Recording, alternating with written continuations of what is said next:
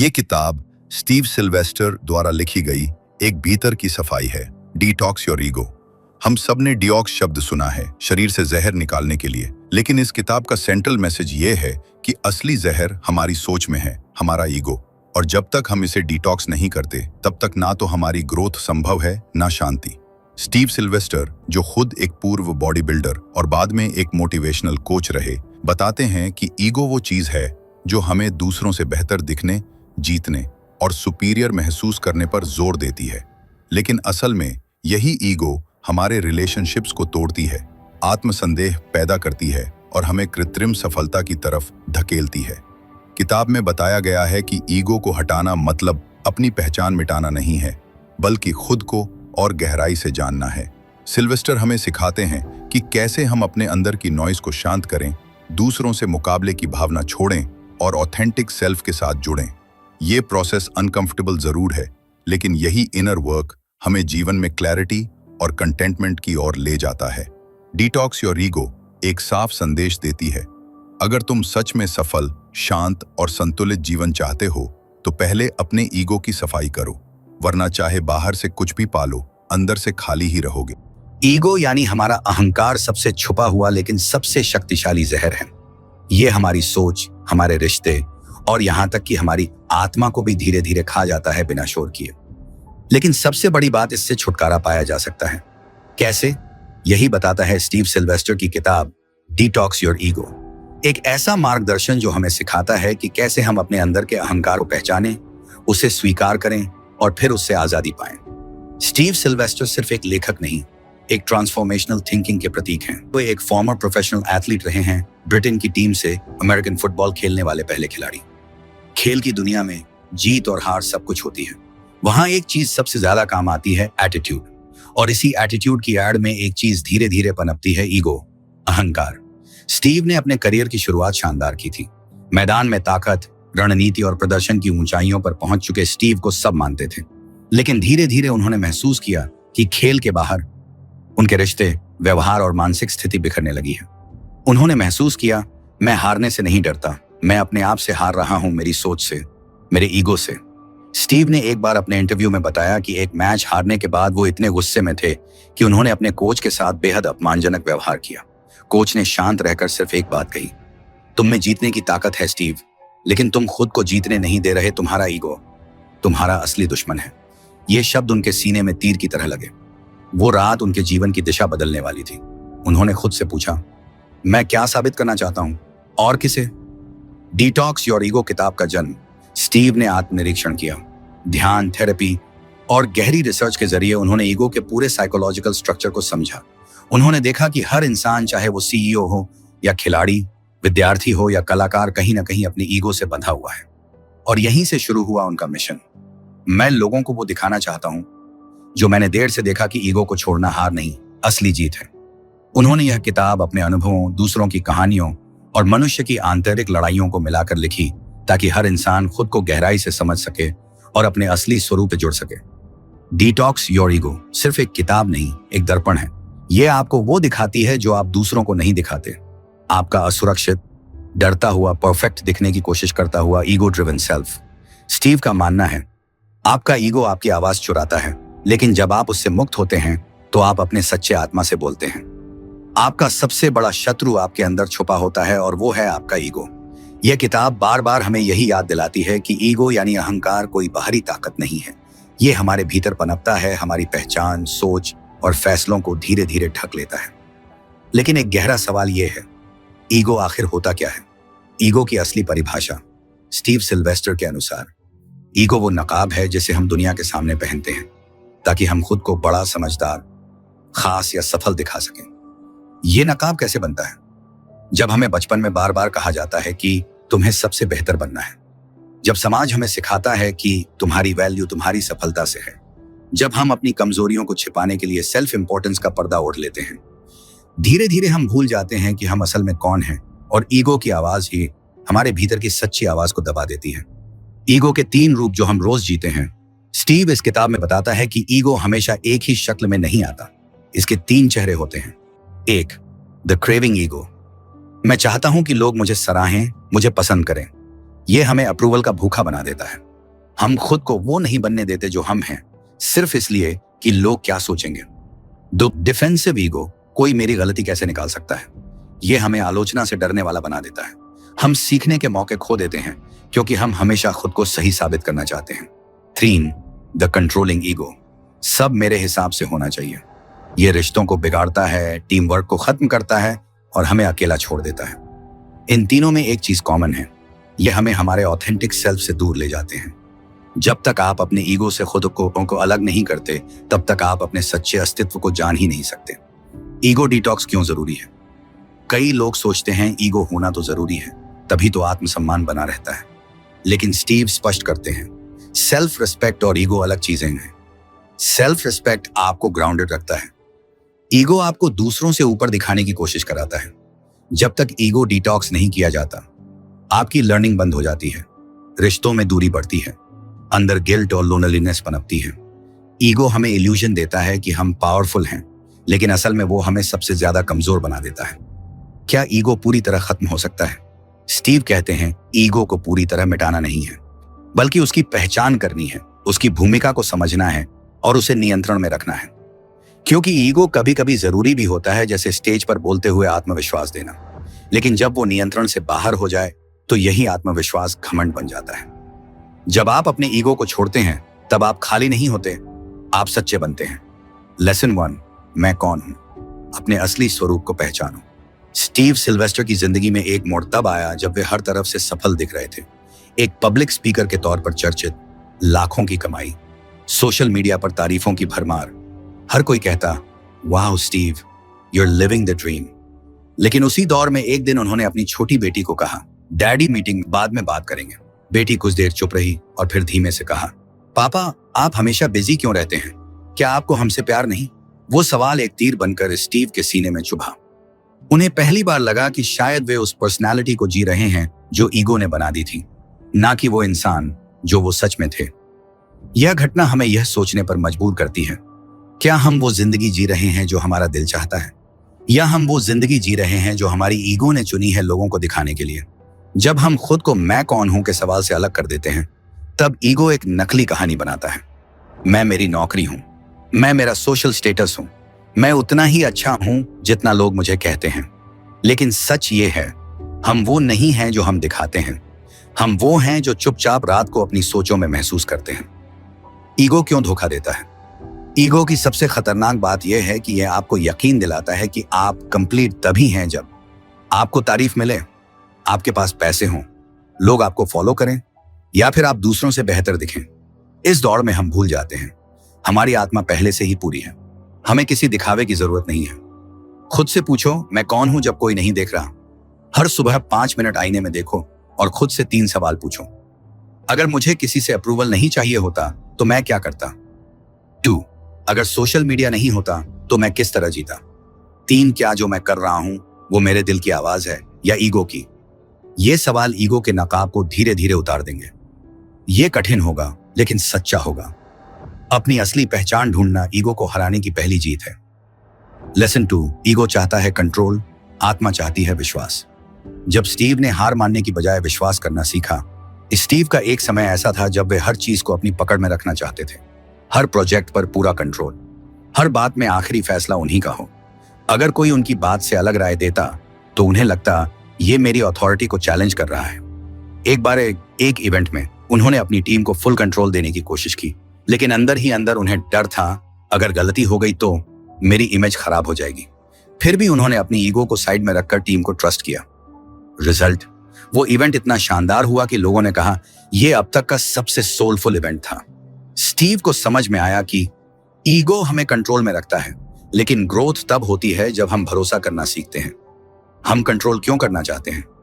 असल में कंट्रोल करना ईगो का सर्वाइवल मैकेनिज्म है।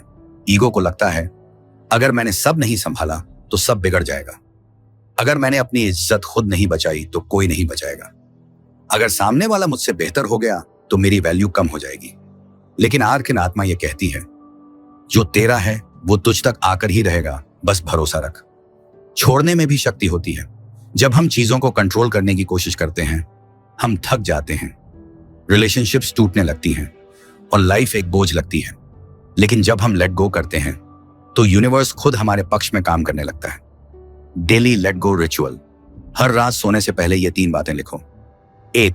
आज मैंने क्या ऐसी चीज कंट्रोल करने की कोशिश की जो मेरे बस में नहीं थी? दूसरी, क्या उस स्थिति में मैंने डर से फैसला लिया या विश्वास से? तीसरी, कल मैं किस एक चीज को यूनिवर्स पर छोड़ सकता हूं? यह छोटा सा रिचुअल आपको धीरे धीरे अपने ईगो कंट्रोल से इनर ट्रस्ट की तरफ ले जाएगा। कभी कभी सबसे बड़ी ताकत होती है चीजों को जाने देना। लेसन 3, ईगो की सबसे प्यारी खुराक है कंपैरिजन। जब स्टीव ने अपने ही दोस्त से जलन महसूस की, स्टीव ने बताया कि उनका एक बहुत करीबी दोस्त था जिसके साथ उन्होंने करियर की शुरुआत की थी। दोनों साथ में छोटे मोटे प्रोजेक्ट करते थे, एक दूसरे की मदद करते थे। फिर एक वक्त ऐसा आया जब उस दोस्त को एक बड़ा ब्रेक मिल गया, एक ग्लोबल सेमिनार में बोलने का मौका। स्टीव ने मुस्कुराकर बधाई तो दी, लेकिन अंदर ही अंदर उनके मन में कुछ चुभने लगा। मैं क्यों नहीं? मैंने उससे ज्यादा मेहनत की है, मैं पीछे क्यों रह गया? वो जलन धीरे धीरे आत्मसंदेह में बदल गई, और आत्मसंदेह ईगो की सबसे बड़ी जीत होती है। जब हम खुद को दूसरों से तौलते हैं, हम सभी की जिंदगी में कोई ना कोई ऐसा इंसान होता है जिसकी सफलता देखकर हमारे अंदर एक हल्का सा दुख जागता है। किसी का रिश्ता परफेक्ट लगता है, किसी की कमाई हमसे ज्यादा होती है, कोई कम बोलकर भी लाइमलाइट में आ जाता है, और ईगो धीरे से कान में फुसफुसाता है, देख तू कितना पीछे रह गया है। यहीं से शुरू होती है वो दौड़, जहां न मंजिल दिखती है न खुशी मिलती है। कंपैरिजन आत्मा का जहर। ईगो को कंपैरिजन बहुत पसंद है, क्योंकि तब उसे साबित करने का मौका मिलता है कि मैं बेहतर हूं, या फिर दुखी होकर वो कह सकता है दुनिया मेरे खिलाफ है। लेकिन आत्मा कहती है तुम्हारा रास्ता तुम्हारा है, किसी और से तुलना करके उसे गंदा मत करो। Comparison detox exercise. हर बार जब आप खुद को किसी से कंपेयर करते हुए पकड़ें तो ये 3 काम करें। 1. स्टॉप, तुरंत रुक जाएं और गहरी सांस लें। 2. शिफ्ट, अपने ध्यान को उस एक चीज पर लगाएं जो आज आपने खुद में बेहतर की। 3. से, खुद से जोर से कहें मैं अपनी यात्रा पर हूं, मैं पूरा हूं। यह अभ्यास धीरे धीरे आपके सोचने के तरीके को बदलेगा। मेरा सफर अनोखा है, मेरी स्पीड ठीक है, मैं किसी से कम नहीं, मैं किसी से ज्यादा नहीं। कंपैरिजन नहीं, कंपैशन लाओ खुद के लिए। लेसन 4, ईगो को सबसे ज्यादा डर लगता है वल्नरेबिलिटी से। जब स्टीव ने खुद को खोलने से मना कर दिया और खो बैठा रिश्ता। स्टीव का एक पुराना रिलेशनशिप था, बहुत गहरा, बहुत सच्चा, लेकिन एक दिक्कत थी, स्टीव कभी अपने जज्बात खुलकर नहीं जाहिर करता था। अगर उसे डर लगता तो वो मजाक में बात टाल देता, अगर वो टूट रहा होता तो हंसी में सब छुपा देता, अगर किसी की बात से उसे ठेस पहुंची तो वो चुपचाप दूरी बना लेता। उसका पार्टनर बार बार कहता तुम्हें कभी लगता है कि तुम्हें मेरी जरूरत है? स्टीव सोचता था अगर मैंने जरूरत दिखाई तो मैं कमजोर लगूंगा, पर सच ये था वो ईगो के नकाब में छुपा एक टूटा इंसान था। आखिरकार वो रिश्ता टूट गया। क्यों हम वल्नरेबल होने से डरते हैं? हमारी परवरिश हमें सिखाती है मजबूत बनो, कमजोरी मत दिखाओ, दूसरों पर डिपेंड मत रहो, और ईगो इसे लिटरल लेता है। ईगो कहता है अगर तूने अपना दर्द दिखाया तो लोग तुझे छोटा समझेंगे, लेकिन सच्चाई ये है जो इंसान अपनी सच्चाई के साथ खड़ा होता है वो ही असली ताकतवर होता है।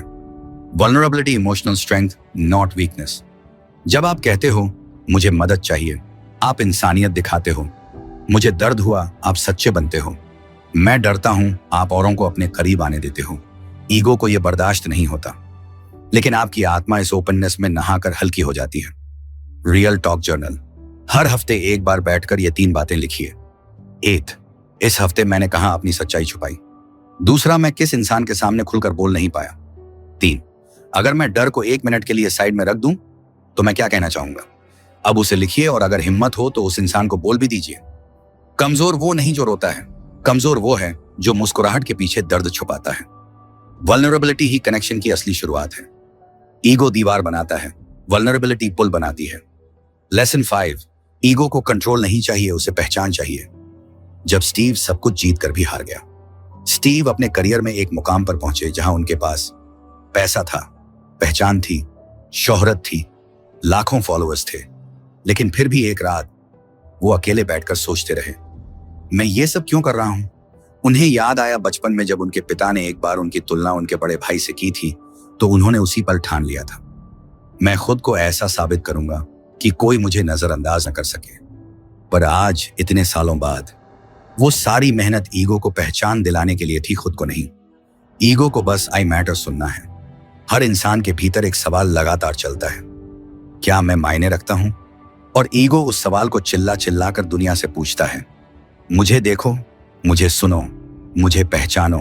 लेकिन असल सवाल ईगो से नहीं, अपने अंदर के उस बच्चे से होता है जो प्यार, सराहना और अपनापन चाहता है। ईगो उसे दुनिया से मांगता है, जबकि आत्मा कहती है, पहचान बाहर नहीं अंदर से आती है। कंट्रोल बनाम कनेक्शन। ईगो चाहता है कंट्रोल, हर बात पर उसकी चले, सब उसकी राय माने, कोई उसे गलत साबित न करे। लेकिन आत्मा चाहती है एक ऐसा रिश्ता जहां आप जैसे हैं वैसे ही कबूल हों, जहां आपको परफॉर्मेंस नहीं प्रेजेंस से प्यार मिले। Mirror talk practice. हर सुबह शीशे में देखकर खुद से कहें, 1 तू काफी है, 2 तेरी पहचान किसी उपलब्धि से नहीं तेरे वजूद से है, 3 मुझे तुझसे प्यार है बिना किसी शर्त के। शुरू में अजीब लगेगा, ईगो टोकेगा, लेकिन धीरे धीरे आपकी आत्मा जवाब देगी, शुक्रिया मुझे सुनने के लिए। मैं वो नहीं हूं जो मैंने हासिल किया है, मैं वो हूं जो मैं महसूस करता हूं। मैं अपनी पहचान खुद तय करता हूं, प्यार से ना कि डर से। ईगो पहचान मांगता है, आत्मा पहचान बांटती है। जब आप अपनी पहचान खुद से जोड़ लेते हैं, तब दुनिया से उसे साबित करने की जरूरत नहीं रह जाती। लेसन 6। ईगो हमेशा कंपैरिजन में जीता है। जब स्टीव ने खुद को दूसरों से कम आंकना शुरू किया, स्टीव एक बार एक बड़े सेमिनार में बोलने गए। उनसे पहले एक और स्पीकर आया, बेहतरीन, आत्मविश्वास से भरा, और दर्शकों ने स्टैंडिंग ओवेशन तक दिया। अब बारी थी स्टीव की। वो स्टेज पर पहुंचे, पर उनके दिल में एक आवाज चल रही थी, क्या मैं उससे बेहतर बोल पाऊंगा? पूरे भाषण के दौरान वो उस शख्स से कंपीट करते रहे और भूल गए कि उन्हें बस खुद के ऑथेंटिक वर्जन को पेश करना था। उनका मैसेज दिल से नहीं, ईगो से निकल रहा था। स्पीच खत्म हुई, तालियां मिली, लेकिन स्टीव का मन उदास था क्योंकि ईगो हार गया था। ईगो कहता है, या तो तू नंबर 1 है या नथिंग। ईगो हमेशा एक रेस बनाता है। उसके पास BMW है, तेरे पास नहीं। वो 6 फिगर्स कमाता है, तू कहां? वो इंस्टाग्राम पे वायरल है, तू क्यों नहीं? ईगो के लिए जिंदगी एक सीढ़ी है, जहां ऊपर चढ़ने के लिए किसी और को नीचे गिराना जरूरी है। पर आत्मा कहती है, हर फूल अपने समय पर खिलता है, सूरजमुखी को गुलाब से जलने की क्या जरूरत? Comparison identity crisis. जब आप बार बार दूसरों से अपनी तुलना करते हो, तो असल में आप खुद से दूर हो जाते हो। आप भूल जाते हो कि आपकी यूनिक क्वालिटीज क्या हैं। आप अपनी जिंदगी किसी और की स्क्रिप्ट पर जीने लगते हो। आप उस इंसान को खो देते हो जो आप वाकई हो। कंपैरिजन ईगो का पसंदीदा हथियार है, क्योंकि इसमें ना सिर्फ जेलसी है, बल्कि आइडेंटिटी का कंफ्यूजन भी होता है। Celebrate self challenge. हर रात सोने से पहले ये 3 बातें जर्नल में लिखो। 1, आज मैंने कौन सी चीज दूसरों से कंपेयर की? दूसरा, क्या वो कंपैरिजन वाकई जरूरी था? 3, आज मैंने अपनी कौन सी क्वालिटी सेलिब्रेट की? इसके अलावा जब भी सोशल मीडिया खोलो, एक बार खुद से पूछो, मैं दूसरों को देखकर इंस्पायर्ड हो रहा हूं या इनसिक्योर? अगर जवाब इनसिक्योरिटी है तो ऐप बंद करो और अपने ग्रोथ पर ध्यान दो। Comparison kills Joy. ईगो कहता है, मैं उसके जितना क्यों नहीं हूं? आत्मा कहती है, मैं आज उससे बेहतर हूं जो मैं कल था। ईगो आपकी नजरों को दूसरों की तरफ मोड़ता है, आत्मा आपकी नजरों को अंदर की तरफ लाती है। जब आप बाहर देखने की बजाय अंदर झांकते हो, तभी आप सच्चा ग्रोथ महसूस करते हो। लेसन 7। ईगो खुद को विक्टिम बनाकर सिंपैथी मांगता है। जब स्टीव ने खुद से यह कड़वा सवाल पूछा, क्या मैं सच में दुखी हूं या ईगो को दुख दिखाना पसंद है? स्टीव ने अपने एक करीबी दोस्त से सालों तक बात नहीं की थी। वजह, एक छोटी सी बात जिससे ईगो को चोट पहुंची थी। उस दोस्त ने एक बार उनकी सलाह को नजरअंदाज कर दिया। स्टीव ने सोचा, उसे मेरी कद्र नहीं है, मुझे इग्नोर करता है, अब मैं भी कभी उससे बात नहीं करूंगा। सालों बाद उन्होंने अपने जर्नल में लिखा, मैं उसे माफ क्यों नहीं कर पा रहा? और उन्हें एहसास हुआ वो वाकई में दुखी नहीं थे, बल्कि उनका ईगो विक्टिम बनकर सुपीरियॉरिटी फील कर रहा था। मैं तो अच्छा था, उसने गड़बड़ की। मैंने तो हमेशा साथ दिया, उसने धोखा दिया। ये ईगो की एक मासूम पर सबसे खतरनाक चाल है। मैं सही हूं और सब मेरे साथ गलत कर रहे हैं। ईगो दर्द को पकड़ता है क्योंकि उसे उससे पहचान मिलती है। विक्टिम ईगो कहता है, मेरे साथ ही हमेशा बुरा क्यों होता है? लोग मुझे समझते नहीं, मैं तो दिल से अच्छा हूं, लोग ही खराब हैं। ये बातें हमें कंफर्ट देती हैं क्योंकि फिर हमें कुछ बदलने की जरूरत नहीं पड़ती। ईगो कहता है, तू परफेक्ट है, दुनिया ही गलत है। पर सच्चाई ये है, जब तक हम खुद को हर बार विक्टिम मानते रहेंगे, हम कभी क्रिएटर नहीं बन सकते। Victimhood emotional paralysis. जब आप बार बार ये सोचते हो कि किस्मत मेरी दुश्मन है, दूसरों ने मेरा नुकसान किया, तो आप अपने हाथ में जो पावर है वो खुद छोड़ देते हो। ईगो आपको कंफर्ट जोन में बिठा देता है जहां बदलाव की कोई जगह नहीं होती। हर बार जब आपको लगे कि कोई आपको गलत समझ रहा है, ये 3 सवाल खुद से पूछो। 1, क्या मैं इस स्थिति में पूरी तरह निर्दोष हूं? 2, क्या मेरा कोई पुराना बिलीफ मुझे यहां रोक रहा है? 3, अगर मैं ईगो नहीं होता तो मैं अब क्या करता? फिर गहरी सांस लो और कहो, मैं अपनी सच्चाई का मालिक हूं। मैं सिर्फ कहानी नहीं सुनाऊंगा। मैं अब पीड़ित नहीं हूं। मैं अपनी कहानी का नायक हूं। मैं माफ करता हूं, आगे बढ़ता हूं और ईगो को वहीं छोड़ता हूं जहां वो था। ईगो हर घाव को ताज बनाकर पहनना चाहता है। आत्मा हर घाव को सबक बनाकर छोड़ना चाहती है। कुछ किताबें होती हैं जो हमें जवाब देती हैं और कुछ किताबें होती हैं जो हमें अपने ही अंदर के सवालों से मिला देती हैं। स्टीव सिल्वेस्टर की यह किताब भी वैसी ही है। हर शब्द के पीछे जैसे कोई और ही आवाज है जो कहती है, पढ़ना बंद करो और महसूस करना शुरू करो। ईगो डिटॉक्स की यह यात्रा सिर्फ कॉन्सेप्ट समझने की नहीं, बल्कि उन गहराइयों तक उतरने की है जहां हमारी असली लड़ाई ईगो से नहीं बल्कि खुद से होती है। अब हम पहुंचते हैं उस हिस्से पर जहां स्टीव कुछ कहे बिना बहुत कुछ कह जाते हैं, जहां उनके शब्द रुक जाते हैं और हमारी आत्मा सुनना शुरू करती है। चलिए अब उन छुपी हुई सच्चाइयों की ओर चलते हैं जो किताब के हर पन्ने में थी, लेकिन सिर्फ दिल वालों को दिखाई देती हैं। ईगो कोई दुश्मन नहीं, बस एक डरे हुए बच्चे जैसा है। स्टीव की किताब में एक अनकही पर गहरी बात यह है कि ईगो को मारना नहीं है, ईगो को समझना है। ईगो वो बच्चा है जो डर गया है रिजेक्शन से, क्रिटिसिज्म से। वो हर वक्त चिल्लाता है, देखो मुझे, सराहो मुझे, मेरी तारीफ करो। लेकिन उस बच्चे को डांटने से वो शांत नहीं होगा। उसे प्यार चाहिए, अवेयरनेस चाहिए। ईगो को पहचान कर हम उसे धीरे धीरे शांत कर सकते हैं, जैसे एक मां रोते हुए बच्चे को गले लगाकर चुप कराती है। 2, ईगो की सबसे बड़ी चाल, स्पिरिचुअल ईगो। जब आप ईगो से बाहर आने की कोशिश करते हो तो ईगो भी एक नया रूप ले लेता है, स्पिरिचुअल ईगो। अब वो कहता है, मैं तुम सबसे ज्यादा अवेकेंड हूं, मैंने मेडिटेशन किया है, तुमने नहीं, मैं बेहतर हूं। यह सबसे खतरनाक रूप होता है क्योंकि आपको लगता है कि आप ईगो से मुक्त हो चुके हो, जबकि ईगो ने ही नया नकाब पहन लिया है। आत्मज्ञान अहंकार नहीं होता, सिर्फ विनम्रता और मौन होता है। 3, सच्ची आजादी ईगो से अलग पहचान बनाना। स्टीव की किताब का गहरा संदेश यह है कि जब तक हम अपनी पहचान ईगो पर टिकाते रहेंगे, हम कभी स्वतंत्र नहीं होंगे। ईगो कहता है, मैं मेरी जॉब हूं, मैं मेरी सक्सेस हूं, मैं वो इमेज हूं जो लोग देखते हैं। पर सच्चाई यह है, मैं वो हूं जो सबके पीछे मौन में है, न रोल्स में, न लेबल्स में, बस शुद्ध चेतना। ईगो को पहचानना, खुद को पहचानने की शुरुआत।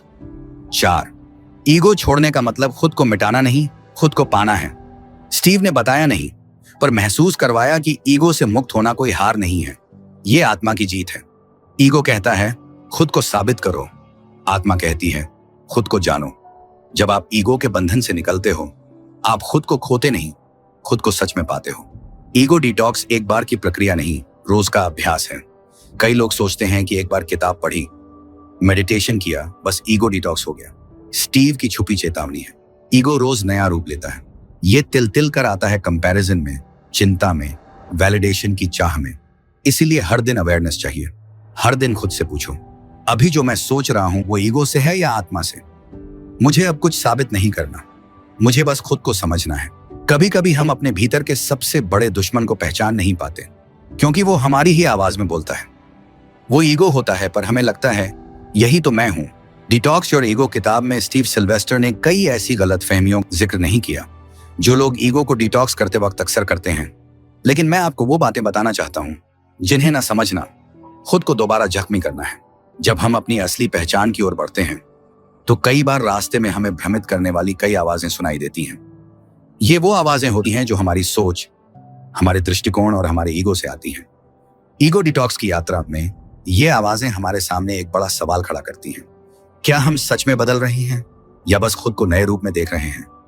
स्टीव सिल्वेस्टर ने हमें उस सफर में बहुत कुछ सिखाया है। उन्होंने कहा, ईगो को खत्म नहीं किया जा सकता, बल्कि उसे समझा जा सकता है। आज हम वही समझ पाएंगे जहां से हम अक्सर गलतियां करते हैं, क्योंकि जब हम अपना ईगो डिटॉक्स करते हैं तो कई बार हम वही गलतियां फिर से दोहराते हैं। अब हम पहुंचते हैं उन कॉमन मिस्टेक्स पर जो हम सब करते हैं और जानते हैं ईगो डिटॉक्स की राह में ये हमारे सबसे बड़े शत्रु बन सकते हैं। मिस्टेक 1, ईगो को पूरी तरह मारने की कोशिश करना। बहुत से लोग सोचते हैं कि ईगो को खत्म करना ही समाधान है, लेकिन सच्चाई ये है, ईगो को खत्म नहीं किया जा सकता, उसे हील किया जा सकता है। ईगो हमारी आइडेंटिटी का हिस्सा है, उसे पूरी तरह मिटाने की कोशिश करना वैसा ही है जैसे आईने को तोड़कर चेहरा बदलने की उम्मीद करना। ईगो को अपना दुश्मन नहीं, बीमार दोस्त समझिए, उसे समझाइए, डराइए नहीं। मिस्टेक 2, दूसरों को दोष देना। कई बार हम ईगो को सिर्फ दूसरों में देखते हैं।